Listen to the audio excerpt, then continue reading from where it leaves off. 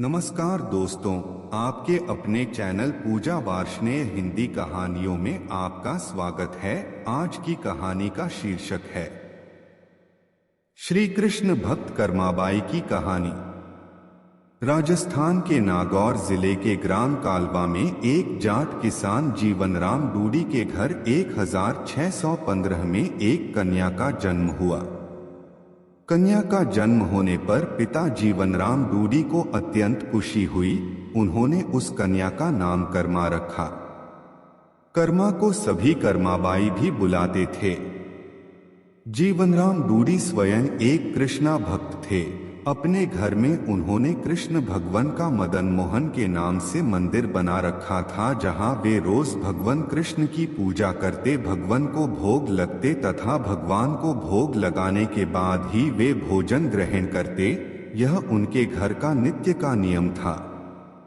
इसी प्रकार समय बीतता गया। कर्माबाई रोज अपने पिता को कृष्णा भगवान की पूजा करते देखती, उनको भोग लगते देखती और भगवान को भोग लगाने के बाद ही वे भोजन ग्रहण करते। यही सब देखते सीखते कर्माबाई का बचपन बीत रहा था। कुछ वर्षों के बाद कर्माबाई के पिता कुछ दिनों के लिए तीर्थ यात्रा पर चले गए। तीर्थ यात्रा पर जाने से पहले पिता जीवनराम डूडी ने कर्माबाई को भगवान की पूजा विधि समझाई और कहा कि भगवान को भोग लगाकर ही भोजन ग्रहण करना और घर का ध्यान रखना। इस प्रकार भगवान की पूजा और घर की देखरेख का काम कर्माबाई को सौंपकर उनके पिता कुछ दिनों के लिए तीर्थ यात्रा चले गए। अब अगले दिन कर्माबाई ने सुबह जल्दी उठकर कृष्णा भगवान को भोग लगाने के लिए बाजरे का खिचड़ा बनाया। कर्माबाई ने खिचड़े को थाली में डाला, उसमें घी और गुड़ मिलाया और कृष्ण भगवान को भोग लगाने के लिए खिचड़े की थाली भगवान के सामने रख दी और उनसे कहा, हे भगवान, आपको जब भी भूख लगे तब आप खिचड़ा खा लेना, मैं तब तक घर का दूसरा काम कर लेती हूँ। यह कहकर वह अपने काम में लग गई। कुछ देर बाद उसने आकर देखा कि थाली तो वैसी की वैसी राखी है, भगवान ने तो भोग लगाया ही नहीं। उसने सोचा कोई बात नहीं, अभी भगवान को अभी भूख नहीं लगी होगी, कुछ देर बाद खा लेंगे। ऐसा सोचकर वह फिर अपने काम में लग गई और बीच में बार बार देखती रही कि भगवान ने भोग लगाया है कि नहीं, पर भगवान ने भोग नहीं लगाया। इस प्रकार दोपहर का समय हो गया। अब कर्माबाई को चिंता होने लगी कि भगवान ने भोग क्यों नहीं लगाया, क्या खिचड़ा अच्छा नहीं बनाया, उसमें घी और गुड़ की कमी रह गई। ऐसा सोचकर उसने खिचड़े में थोड़ा और घी और गुड़ मिलाया और थाली लेकर भगवान के सामने बैठ गई और भगवान को भोग लगाने के लिए विनती करने लगी, लेकिन भगवान ने फिर भी भोग नहीं लगाया। तब कर्माबाई ने भगवान से कहा कि भगवान, आप भोग लगा लीजिए, आपकी पूजा की और आपके भोग की जिम्मेदारी पिताजी मुझे देकर गए हैं। अगर आप पिताजी का इंतजार कर रहे हैं तो आपको भूखा ही रहना पड़ेगा, क्योंकि पिताजी तो तीर्थ यात्रा पर गए हैं और कुछ दिनों के बाद ही आएंगे। तब तक आपको मेरे ही हाथ से बना भोजन करना पड़ेगा। भगवान, मुझे शतरस व्यंजन बनाने नहीं आते हैं और ना ही मुझे विधि विधान से पूजा पाठ करना आता है। मुझे तो बस ये बाजरे का खिचड़ा और रूखी सूखी सब्जी रोटी बनानी आती है। आपको कुछ दिन इसी से गुजरा करना पड़ेगा। मैंने आपके खिचड़े में थोड़ा और ज्यादा घी और गुड़ भी डाल दिया है, अब तो भोग लगा लीजिए। इस प्रकार कर्मा बार बार भगवान से भोग लगाने को विनती करने लगी, लेकिन भगवान ने फिर भी भोग नहीं लगाया। तब कर्माबाई ने भगवान से कहा, भगवान, जब तक आप भोग नहीं लगाएंगे तब तक मैं भी नहीं खाऊंगी, आपके साथ साथ मैं भी भूखी रहूंगी। ऐसा कहकर वह भगवान से नाराज होकर बैठ गई। दोपहर बीत गई, शाम होने को आई, लेकिन भगवान की तरह कर्माबाई ने भी कुछ नहीं खाया। आखिरकार कर्मा की जिद देखकर भगवान की मूर्ति से आवाज आई, अरे कर्मा, तुमने पर्दा तो किया ही नहीं, मैं ऐसे कैसे भोग लगाऊंगा। यह सुनकर कर्माबाई ने अपनी ओढ़नी का पर्दा किया और उसी की छाया में भगवान श्री कृष्ण ने बाजरे के खींचड़े का भोग लगाया और पूरी थाली खली हो गई। कर्माबाई ने देखा और कहा, हे भगवान, इतनी सी बात थी तो पहले बता देते, सारे दिन खुद भी भूखे रहे और मुझे भी भूखा रखा। इसके बाद भगवान को भोग लगाकर कर्मा ने भी भोजन किया। इस प्रकार यह कर्माबाई का नित्य का नियम बन गया। कर्मा रोज सुबह जल्दी उठकर सबसे पहले भगवान के लिए भोग बनती और भोग की थाली भगवान के सामने रखकर पर्दा लगाकर बैठ जाती और कुछ देर में देखती तो थाली पूरी खाली हो जाती। यह देखकर कर्मा बहुत खुश हो जाती और अपने दूसरे कामों में लग जाती। कर्माबाई का यह भाव था कि भगवान को सुबह जल्दी ही भूख लग जाती है, इसलिए वह सुबह सवेरे जल्दी उठकर किसी विधि विधान में पड़े बिना सबसे पहले भगवान के लिए भोजन बनाती और बड़े प्रेम से भगवान को भोजन खिलाती और भगवान को भोजन खिलाने के बाद निश्चिंत होकर स्नान आदि करती और घर के दूसरे काम करती और यह क्रम लगातार चलता रहा। कुछ दिनों के बाद कर्माबाई के पिता तीर्थ यात्रा करके घर लौट आए। पिता के आने पर कर्मा ने उन्हें बताया कि पहले दिन जब उसने भगवान कृष्ण को भोग लगाया तो कैसे भगवान ने सारे दिन नखरे किए और शाम को जाकर खिचड़ा खाया, और अब तो भगवान कृष्ण सुबह जल्दी भोग लगते ही पूरी थाली साफ कर देते हैं। यह सुनकर कर्माबाई के पिताजी आश्चर्यचकित रह गए और कृष्ण भक्त पिता को कर्मा की सरल प्रेम भक्ति और भगवान श्री कृष्ण की कृपा को समझते देर नहीं लगी। कर्मा के पिताजी से सोचा, जिस भगवान को प्राप्त करने वो तीर्थ यात्रा करने गए थे वो भगवान उनके घर में ही विराजमान है और उनकी पुत्री के हाथों से रोज भोग लगाते हैं। मन में ऐसा सोचकर वे कर्माबाई को अपनी पुत्री के रूप में प्राप्त करके अपने आप को धन्य समझने लगे और उन्होंने कर्माबाई से कहा कि पुत्री, आज से तुम ही भगवान की सेवा करना और रोज भगवान को अपने हाथों से भोग लगाना। ऐसा सुनकर कर्माबाई बहुत प्रसन्न हुई और रोज इसी प्रकार सुबह जल्दी उठकर अत्यंत प्रेम भाव से भगवान श्री कृष्ण को भोग लगाने लगी। इस प्रकार यह उसका रोज का नियम बन गया। कुछ वर्ष बाद कर्माबाई के पिताजी देवलोक गमन कर गए। अब कर्मा अकेली रह गई, इसलिए कर्मा का घर में मन नहीं लगता था। इसलिए कर्मा घर से भगवान श्री कृष्ण की मूर्ति लेकर अपने गांव कालवा को छोड़कर तीर्थ यात्रा पर निकल गई। भारत में अलग अलग तीर्थों के दर्शन करते करते कर्माबाई उड़ीसा के जगन्नाथपुरी पहुंच गई तथा जगन्नाथपुरी में ही कर्मा ने निवास करने का निश्चय किया। जगन्नाथपुरी में ही कर्मा ने एक छोटी सी कुटिया बना ली और उसमें निवास करने लगी। अब कर्मा रोज अपने नियम के अनुसार सुबह सवेरे जल्दी उठकर भगवान श्री कृष्ण के लिए बड़े प्रेम से खिचड़ा बनती और भगवान को थाली में भोग लगाती।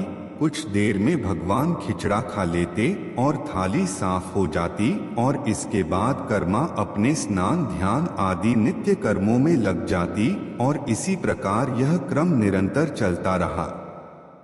एक दिन कर्माबाई के भगवान श्री कृष्ण को भोग लगाने के बाद एक छोटा सा बालक उनके पास आया और उनसे बोला, माँ, कुछ खाने को है, बड़ी भूख लगी है। कर्माबाई ने कहा, हाँ बेटा, मैंने अभी अभी खिचड़ा बनाया है, आजा बैठ जा, तू भी खिचड़ा खा ले।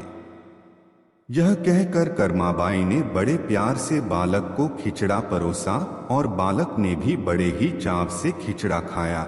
उस बालक के रूप के स्वयं भगवान जगन्नाथ कर्माबाई के हाथ से बना खिचड़ा खाने साक्षात पधारे थे। बालक ने जल्दी से खिचड़ा खा लिया और उनसे कहा, माँ खिचड़ा बहुत अच्छा बना है, मैं कल भी खिचड़ा खाने आ जाऊं। कर्माबाई ने कहा, कल क्या बेटा, मैं तेरे लिए रोज खिचड़ा बनाकर रखूंगी, तू रोज खिचड़ा खाने आ जाया कर। बालक ने कहा, ठीक है माँ, मैं रोज खिचड़ा खाने आऊंगा। यह कहकर बालक चला गया। अगले दिन से बालक रोज सुबह सवेरे कर्माबाई के पास खिचड़ा खाने आने लगा। कर्माबाई भी रोज अपने नियम से सुबह सवेरे जल्दी उठकर भगवान श्री कृष्ण के लिए खिचड़ा बनती और भगवान के सामने थाली रखती। फिर भगवान खिचड़े का भोग लगाते और उसके कुछ ही देर बाद वो बालक आ जाता। फिर कर्माबाई उसे भी बड़े प्रेम से खिचड़ा खिलाती और उसके बाद अपने स्नान ध्यान आदि दैनिक कार्यों में लग जाती और यह क्रम इसी प्रकार चलता रहा। एक दिन कर्माबाई की कुटिया के पास एक साधु आया। बातों ही बातों में उसे पता चला कि कर्माबाई बिना स्नान ध्यान किए, बिना चौका बर्तन किए भगवान श्री कृष्ण के लिए खिचड़ा बनती है और भोग लगाती है। उसने कर्माबाई से कहा, स्नान किए बिना भगवान की पूजा करने और भोग लगाने से पाप लगता है। इसलिए उसने कर्माबाई को स्नान करके पूरे विधि विधान से पूजा करके भोग लगाने को कहा। साधु से ऐसा सुनकर भोली भाली कर्मा अगले दिन से सुबह जल्दी उठकर स्नान करके खिचड़ा बनाने लगी और विधि विधान से पूजा करके भोग लगाने लगी। ये सब करने में कर्माबाई को बहुत देर लग जाती, लेकिन वो बालक तो रोज सुबह अपने समय से आ जाता और कर्मा से कहता, माँ मुझे भूख लगी है, मुझे जल्दी खिचड़ा दे माँ, जल्दी कर माँ, जल्दी कर। और कर्मा उससे कहती, थोड़ी देर रुक जा बेटा, अभी देती हूँ, थोड़ी देर रुक जा। और जब कर्मा भगवान श्री कृष्णा को भोग लगाकर बालक को खिचड़ा खाने को देती तो बालक उसे बहुत ही शीघ्रता से खाकर हाथ मुंह साफ किए बिना ही जल्दी से उठकर भाग जाता और यह क्रम कुछ दिनों तक चलता रहा। और इन्हीं दिनों में भगवान श्री जगन्नाथ जी के मंदिर में सुबह के समय भगवान की मूर्ति के मुख पर खिचड़ा लगा हुआ रहता। यह देखकर भगवान जगन्नाथ की सेवा में रहने वाले पुजारी, जो स्वयं बहुत बड़े कृष्ण भक्त थे, वो सोचते, आजकल ये भगवान श्री जगन्नाथ जी के मुख पर खिचड़ा कैसे लग जाता है, हम तो खिचड़े का भोग नहीं लगते, तो फिर यह खिचड़ा कहाँ से आता है। कुछ दिनों तक लगातार भगवान श्री जगन्नाथ जी के मुख पर खिचड़ा लगा देखने पर पुजारी इसे भगवान के लीला मानते हैं और समझ जाते हैं कि भगवान रोज कहीं से खिचड़ा खाकर आते हैं। भगवान की लीला को जानकर वो मन ही मन भगवान श्री जगन्नाथ जी से पूछते हैं कि कहाँ से खिचड़ा खाकर आते हो भगवान, हमें भी तो बताओ। उसी रात भगवान श्री जगन्नाथ जी पुजारी के सपने में आते हैं और उनसे कहते हैं कि मेरी एक भक्त है कर्माबाई, जो जगन्नाथपुरी में ही रहती है, वो रोज सुबह सवेरे मेरे लिए बाजरे का खिचड़ा बनती है और बड़े प्रेम से मुझे भोग लगाती है और मैं भी रोज सुबह जल्दी कर्माबाई के पास खिचड़ा खाने जाता हूँ। मुझे उसके हाथ का बना खिचड़ा बहुत पसंद है। परंतु कुछ दिन पहले कर्मा के पास एक साधु आया और उसे स्नान ध्यान करके विधि विधान से पूजा करके भोग लगाने को कह गया, इसलिए आजकल वो विधि विधान से पूजा करके भोग लगाती है और उसके बाद मुझे खिचड़ा खिलाती है। ये सब काम करने में उसे बहुत देर लग जाती है और मुझे खिचड़े का इंतजार करना पड़ता है और भूख का कष्ट भी सहन करना पड़ता है, और जब तक मैं खिचड़ा खाता हूँ तब तक यहाँ मंदिर में भक्तगण आने लगते हैं, इसलिए आजकल मुझे खिचड़ा खाकर मुंह हाथ धोए बिना ही जूठे मुंह भागकर आना पड़ता है। भगवान श्री जगन्नाथ जी से यह जानकर पुजारी ने अगले दिन उस साधु की खोज कराई और उस साधु को बुलाकर उसे सारी बात बताई। पुजारी से यह सब जानकर वह साधु घबराया हुआ कर्माबाई के पास पहुंचा और उनसे कहा कि आप पहले की तरह ही सुबह जल्दी ही भगवान को खिचड़े का भोग लगाया करें आपके लिए किसी नियम या विधि विधान से पूजा करने की आवश्यकता नहीं है। साधु से यह सुनकर कर्माबाई अगले दिन से पहले की ही तरह भगवान को खिचड़े का भोग लगाती रही और उस बालक को भी बड़े प्रेम से खिचड़ा खिलाती रही। यह क्रम कई वर्षों तक चलता रहा और एक दिन कर्माबाई इस संसार चक्र को छोड़कर प्रभु के धाम चली गई।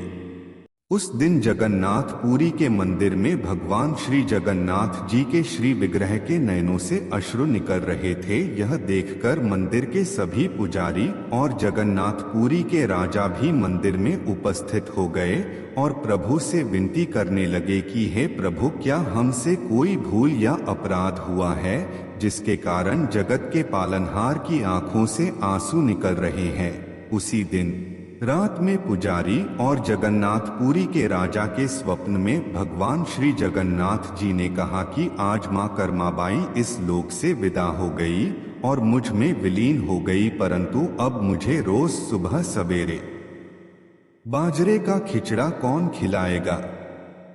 अगले दिन जगन्नाथपुरी के राजा ने मंदिर के सभी पुजारियों और संतों से राय ली और यह आदेश जारी किया कि आज से भगवान श्री जगन्नाथ जी को सुबह सवेरे सबसे पहले मां कर्माबाई के नाम से खिचड़े का भोग लगाया जाएगा, जिससे भगवान को मां कर्माबाई की कमी कभी महसूस न हो। इसलिए आज भी भगवान श्री जगन्नाथ जी के मंदिर में श्री जगन्नाथ जी के विग्रह को 56 भोग से पहले बाल रूप में खिचड़े का भोग लगाया जाता है और इसे बाल भोग कहा जाता है। सैकड़ों साल बाद भी यह प्रथा आज भी वैसी की वैसी चली आ रही है।